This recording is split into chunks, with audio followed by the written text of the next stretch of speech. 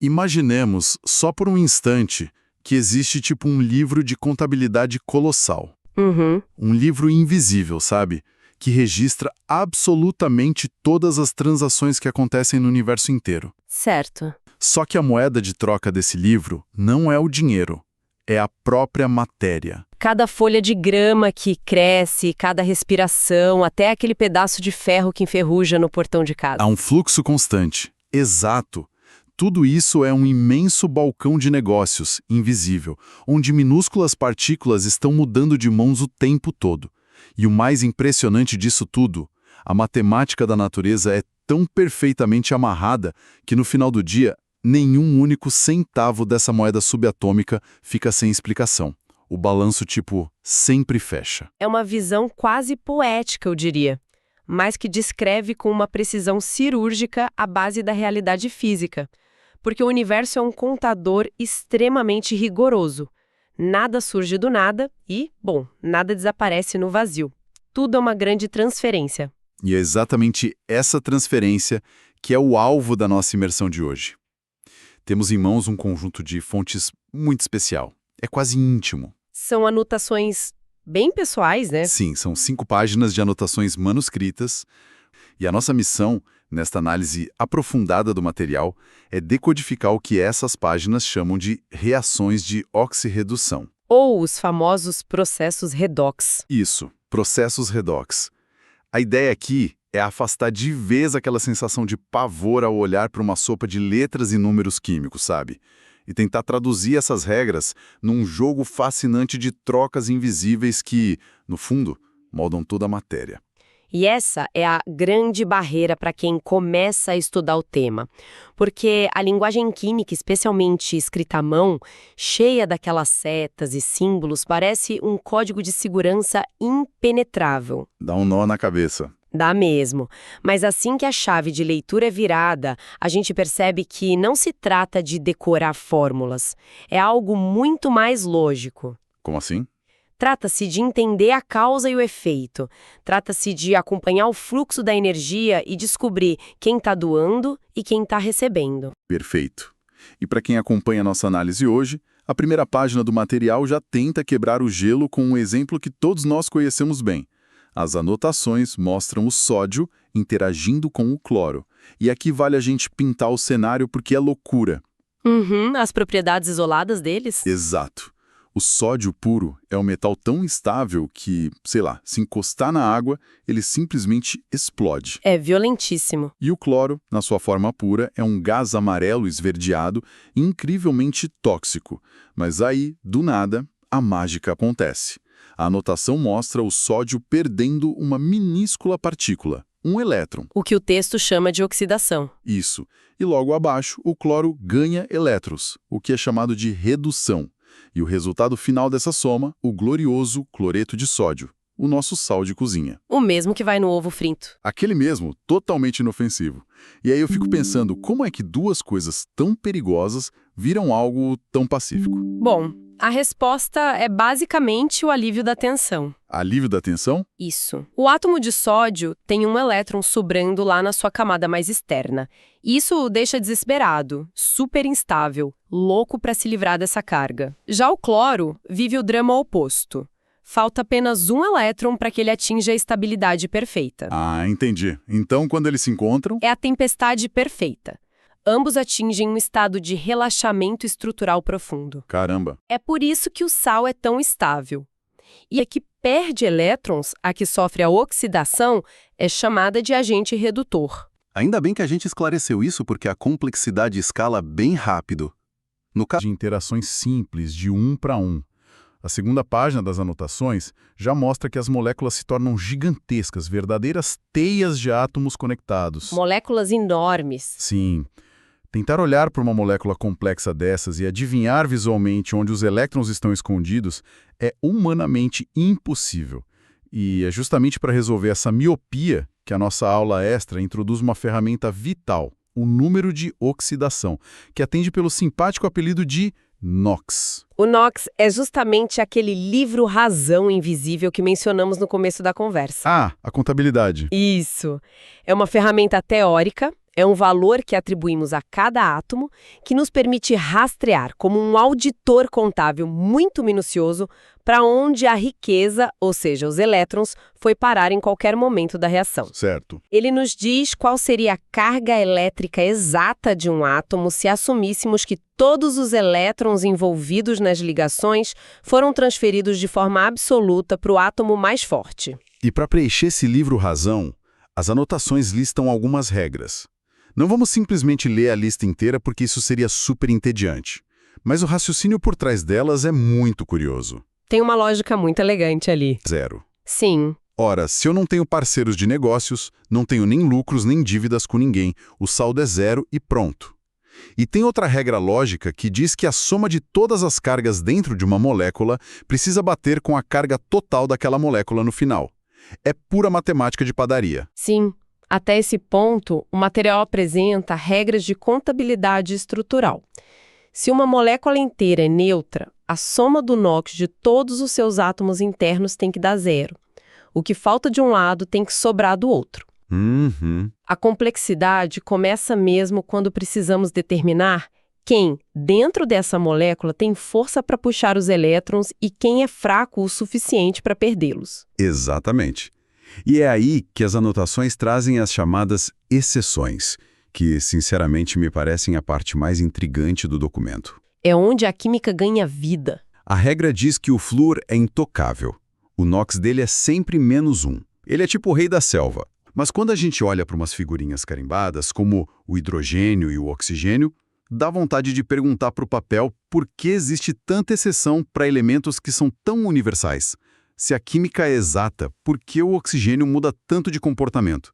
Essa dúvida é excelente porque toca no coração de como a matéria se relaciona.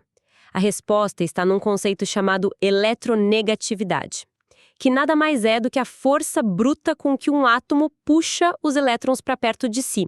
É como um cabo de guerra, invisível. O seu comportamento químico depende inteiramente de quem está de mãos dadas com você na molécula. Essa ideia de contexto é genial. O autor das notas decide abandonar a teoria fofa e jogar uma equação monstruosa no papel, para aplicar as regras do NOx. Olhando para essa equação, a sensação imediata de qualquer estudante é de paralisia. É por isso que o conceito de NOx salva vidas. A estratégia não é tentar entender a equação toda de uma vez. A estratégia é isso. A anotação mostra exatamente essa caça ao tesouro. O manuscrito foca no cálculo de algo chamado delta. Que é a variação matemática. Isso, a variação do saldo. E o autor identifica logo os 2 suspeitos que mudaram de comportamento. Primeiro, ele olha para o cloro. Lá no início, escondido na molécula de potássio, o cloro tinha um NOx de -1. Estava com 1 elétron a mais no bolso. Lá no final da reação, do outro lado da seta, o cloro parece solto no ar, livre. E, pela nossa regra dos solteiros, que a gente falou, o NOx dele vira 0. Então, o número foi... Se o número subiu, como é que o material diz que ele sofreu uma perda, uma oxidação? Quer dizer, na minha conta bancária, se o saldo sai do negativo e vai para 0, eu ganhei dinheiro, certo? Esse é o grande truque mental que a química exige. A gente precisa lembrar que o elétron não é uma moeda de ouro positiva. O elétron é uma dívida. Ele tem carga negativa. Ah... Se o saldo de um átomo subiu de -1 para 0, significa que ele se livrou de uma dívida. E como é que a gente se livra de uma dívida negativa? Perdendo o elétron. Exatamente. O aumento numérico do NOx é, na verdade, a prova do abandono de elétrons. Portanto, o cloro sofreu oxidação. Maravilha. Mistério resolvido, faz todo sentido. E a anotação continua caçada. O segundo suspeito é o manganês. No começo da panela borbulhante, atrelado ao oxigênio, o cálculo mostra que ele estava com um NOx altíssimo de +4. O saldo desceu.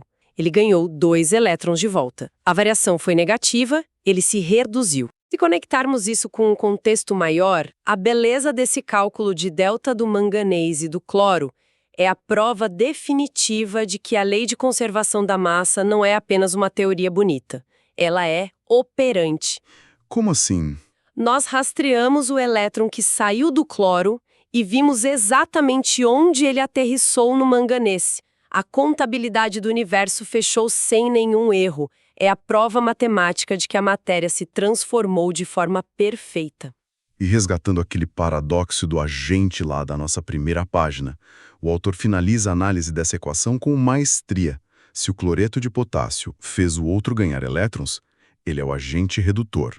Se o dióxido de manganês fez o parceiro perder, ele é o agente oxidante. O que parecia uma tempestade de letrinhas virou um caso encerrado de auditoria contábil. Um caso muito bem resolvido, por sinal. Só que a nossa imersão ainda não acabou. Porque até agora a gente estava lidando com o fluxo de elétrons como se as reações estivessem flutuando no vácuo do espaço. E é por isso que o material da nossa aula extra introduz o verdadeiro nível avançado, o chamado método do íon-elétron. E sabe por que o método anterior, o do NOx, não é suficiente aqui? Por quê? Porque em soluções aquosas complexas não basta apenas dizer que um elétron foi daqui para lá. A própria água ou os ácidos presentes nela começam a interferir na estrutura das moléculas que estão reagindo. Elas entram na dança. Caramba! O método do íon-elétron é uma técnica engenhosa de gerenciamento de crise. Ele assume que tentar resolver a equação inteira de uma vez é loucura. Então ele divide o problema pela metade. A velha tática de dividir para conquistar.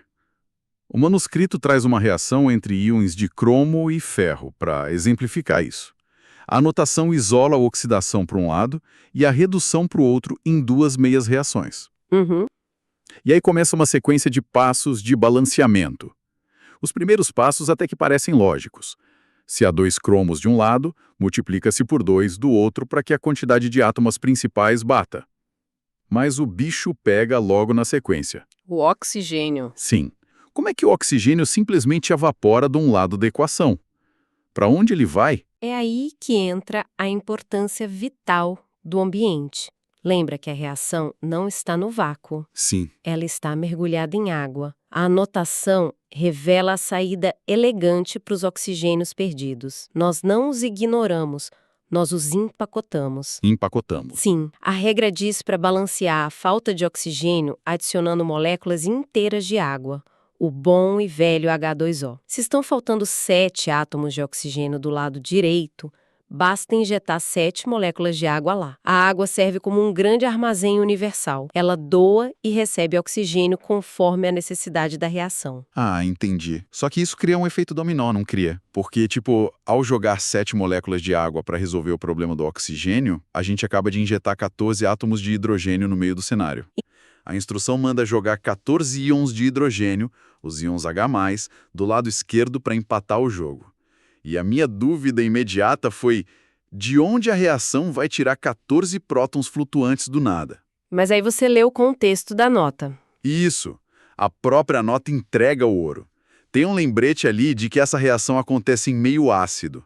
E um ácido, na sua essência, é literalmente um mar de íons H+, soltos, nadando desesperados por interação. Exatamente. Então a reação não cria nada do zero. Ela simplesmente pega emprestado o material de construção que já está sobrando no ambiente dela. A química engole o que está ao redor para sobreviver. E depois que a contabilidade dos átomos de cromo, oxigênio e hidrogênio é resolvida, os últimos passos do método abordam o fluxo elétrico. A carga. Isso, e aqui é preciso somar todas as cargas positivas e negativas de cada lado da meia estrutural, injetando 6 elétrons, 6 cargas negativas brutas, para neutralizar a tensão. Tá. E na outra meia reação? Na outra meia reação, que foi isolada lá no começo, a passagem do ferro requer a liberação de apenas um elétron. E é aqui que temos um baita de um problema E a outra meia reação só está fabricando um mísero elétron. É como tentar unificar o balanço financeiro de uma empresa multinacional onde, a sede exige milhões de dólares para operar, mas a filial só gera centavos numa moeda completamente diferente. É um descompasso total. A matemática exige uma taxa de câmbio perfeita, uma simetria total. Caso contrário, a conta de elétrons não zera no final. A sacada da notação para resolver isso é brilhante multiplicar a equação inteira do ferro por 6. Multiplica tudo. Tudo. E quando fazemos isso, multiplicamos não só a matéria, mas a energia. Passamos a ter 6 ferros fabricando exatamente os 6 elétrons que o cromo quer engolir. E o momento da revelação desse método ocorre quando, finalmente, somamos essas duas meias reações ajustadas. A hora da verdade. Como há 6 elétrons nos reagentes de um lado e 6 elétrons nos produtos do outro, eles se cancelam perfeitamente na soma matemática. Os elétrons simplesmente somem da equação final escrita no papel. Não porque desapareceram da realidade física, mas porque a transferência interna foi tão perfeita, tão milimetricamente balanceada pela multiplicação do ferro, que não sobrou energia residual. Uau. A equação final fica limpa, retratando apenas o antes e o depois da matéria física, tendo o elétron atuado silenciosamente nos bastidores. É de uma elegância absurda. Só que, como o próprio material nos lembra, a natureza adora a complicação. Sempre tem um revés, né? O universo não é feito apenas de ambientes ácidos. E aí eu te pergunto, o que acontece com toda essa nossa construção matemática se o caldeirão não for ácido? A reviravolta final dessas 5 páginas preciosas é uma seção inteira dedicada ao que chamam de solução básica. Um ambiente completamente diferente. Pois é. Um ambiente básico não tem aquele mar de hidrogênios nadando livremente. Pelo contrário, faltam íons H+, e sobram íons hidroxila, que tem carga negativa. A caixa de ferramentas mudou completamente. E a minha primeira impressão foi, pronto, todo o método do íon elétron que acabamos de aprender vai para o lixo. Mas não vai. E essa é a genialidade da química sistêmica. O método para ambientes básicos não descarta o esforço anterior. Ele faz um ajuste de rota em tempo real. Como se fosse um desvio. Isso. A instrução determina que se proceda com o balanceamento como se o ambiente fosse ácido. A gente finge que há H+ disponível até que a equação esteja montada. A gente mente para a equação. Basicamente. Então, aplicam-se passos adicionais para varrer essa mentira temporária para debaixo do tapete e adaptar o resultado à realidade do ambiente alcalino. É pura correção de percurso baseada em condições ambientais reais. E a correção dessa correção descrita lá nas últimas notas é muito clara. A instrução manda olhar para a equação que fingimos ser ácida e contar quantos hidrogênios, os H+, a gente colocou nela. Se colocamos 2 de um lado, a nova regra manda adicionar 2 hidroxilas de carga negativa em ambos os lados da gangorra. Para manter o equilíbrio. Exato. Assim a gente mantém o equilíbrio da balança. O próximo passo é o que me impressionou. Onde o H+ e a hidroxila se encontram do mesmo lado da equação, eles se chocam, se grudam e formam uma molécula de água novinha em folha. A neutralização. É a química da neutralização acontecendo visualmente ali na nossa frente. Os hidrogênios falsos foram engolidos e transformados em água real. Isso levanta uma questão importante sobre a economia brutal das reações em meio aquoso. Ao fazer essa transformação final em água nos ambientes básicos, a equação quase sempre acaba com um inchaço ineficiente. Fica com muita água, né? Sim. A anotação mostra o exemplo do íon sulfito interagindo com o permanganato. E após a correção, sobram moléculas de água dos 2 lados da seta. A regra final exige cancelar a água excedente, simplificando a equação até a sua fração mais enxuta. Uma limpeza. Exatamente. A natureza não desperdiça espaço. Se há água entrando e água saindo na mesma proporção, ela é cancelada matematicamente para revelar a essência limpa e inquestionável do processo. É impressionante observar o rigor de tudo isso. Começamos criando água para empacotar oxigênio, depois tomamos hidrogênio emprestado do ácido, depois convertemos hidrogênio com hidroxila em mais água no meio básico, para no fim cortar tudo e deixar a equação brilhando de tão limpa. Dá trabalho, mas o resultado é perfeito. Então, o que tudo isso significa para nós longe do papel e da caneta? Essas 5 páginas começaram como rabiscos intimidadores, quase hieróglifos, mas a nossa análise as transformou. Fica muito claro que elas não são obstáculo. Elas são a revelação de um sistema absolutamente inviolável. É o entendimento de que a aparente aleatoriedade da matéria é, no fundo, perfeitamente governada. Seja acompanhando as mudanças de saldo bancário com o cálculo do NOx, ou construindo e destruindo moléculas de água e prótons com o método do íon elétron, fica claro que a mecânica das trocas subatômicas obedece a regras de simetria inegociáveis. Regras fixas. Sim. Se soubermos ler as condições, as reações deixam de ser uma surpresa assustadora e passam a ser processos lindamente previsíveis. A cada carga movimentada, a balança do universo insiste em encontrar o seu prumo. Mas existe um eco muito particular em toda essa mecânica. Algo que ressoa muito além das bordas dessas anotações numa aula extra. Ficou muito evidente, especialmente no nível avançado da nossa análise, que a simples presença ou ausência de uma molécula de água ou de íons de hidrogênio altera radicalmente o caminho de uma reação inteira. Totalmente. O fluxo de energia requer estratégias completamente opostas, se estamos em um meio ácido ou em um meio básico. O ambiente literalmente dita como a matéria deve se reorganizar para sobreviver ao choque de elétrons. A regra suprema é a adaptação ao meio para alcançar a estabilidade energética.